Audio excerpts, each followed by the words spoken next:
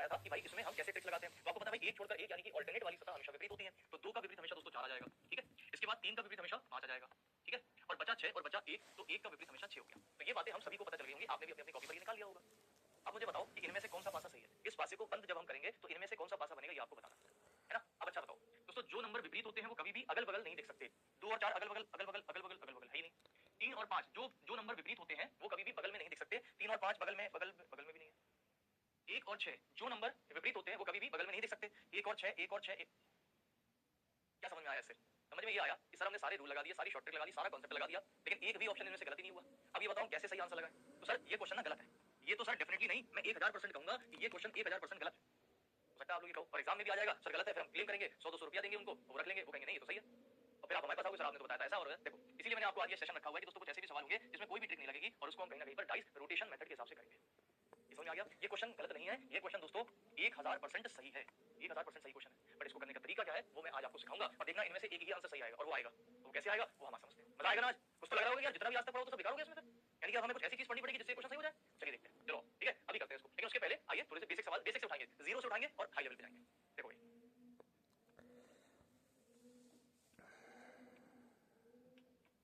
देखो, जैसे दोस्तों ये पासा आपके सामने दिया हुआ है, यहाँ पर बोला गया है कि अगर इस पासे को हम बंद करें तो बंद करने पर इसमें से कौन सा पासा बन सकता है, कौन सा आंसर सही होगा। अब ध्यान से समझना, मैं जो आपके सामने बातें बताने वाला हूँ, ठीक है। किसी में रोटेशन मेथड लगेगा, किसी में नहीं लगेगा, लेकिन जैसे ही लगना शुरू होगा हम आपको बता, ठीक है। देखो सबसे पहले हमको पता है दोस्तों ये खाली वाला इस खाली वाले के विपरीत होगा, एक छोड़ करें, यानी कि हम कह सकते हैं दोस्तों ये खाली डब्बा जो है वो हमेशा इस खाली डब्बे के विपरीत होगा। बड़ी खाली डब्बा कौन सा है किसी को नहीं पता, और ये वाला खाली डब्बा हमेशा इस खाली डब्बे के विपरीत होगा, यानी कि एक और खाली डब्बा हमेशा हमारे एक और खाली डब्बे के विपरीत होगा। रूल वही लगा रहे हैं जो हम अभी तक लगाते हुए आए हैं। अब दोस्तों मुझे बताइए जो बी है ये किसके विपरीत होगा। तो ये जो बी है आप सभी लोग समझ सकते होंगे दोस्तों, ये जो बी है ये बी इन चारों से मिलकर जो बनेगा उसके विपरीत आएगा आएगा। और दोस्तों अच्छा ये बताओ पासे को कहां पर फोल्ड करते हैं, अंदर की तरफ की बाहर की तरफ। दोस्तों कभी भी पासे को अंदर की तरफ फोल्ड नहीं करते, हमने पिछली क्लास में बताया था। पासे को हमेशा दोस्तों बाहर की तरफ फोल्ड करते हैं। क्यों करते हैं इसके ऊपर पूरा प्रैक्टिकल एग्जांपल दिया था, जाके देख लीजिएगा। देखो तो जब हम पासे को दोस्तों बाहर की तरफ फोल्ड करेंगे आप मुझे बताइए तो ये वाला जो कोना है और ये वाला जो कोना है आपस में मिलेंगे यहाँ से, यानी कि ये और ये हमेशा एक दूसरे के विपरीत आने वाले। आई थिंक ये बात आप भी समझ रहे होंगे, ये दोनों के दोनों एक दूसरे के विपरीत आने वाले,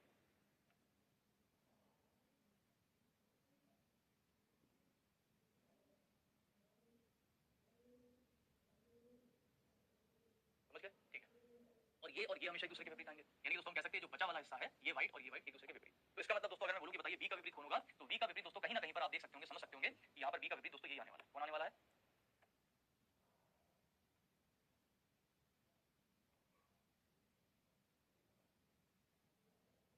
ठीक है ये आने वाला है, इस तरह से आने वाला है। अब देखो समझो सभी लोग यहाँ। अब इनमें से कौन सा आंसर नहीं हो सकता पहले उस पर ध्यान देते हैं। तो मुझे बताइए कि यहाँ पर दो काले सामने दो सफेद सामने आएंगे हमेशा, तो क्या कभी भी ये पहला वाला आंसर बन सकता है? नहीं, क्योंकि यहाँ पर देखो दोस्तों इन्होंने क्या किया ना, दो कालों को साथ में जोड़ दिया, जबकि ये विपरीत में जोड़ेंगे तो हमारे पास चार चार खाने बनेंगे, चार टुकड़े बनेंगे, दो काले के दो सफेद के, जबकि इन्होंने दो सफेद और दो काले एक साथ जोड़ दिए। तो ये गलत है ना, ये कभी हो ही नहीं सकता, तो ये वाला आंसर कभी नहीं हो सकता। ठीक है। और दोस्तों ध्यान से देखो, अगर मैं आपसे बोलूं ऑप्शन नंबर डी भी आपका गलत होगा, क्यों होगा अब समझना।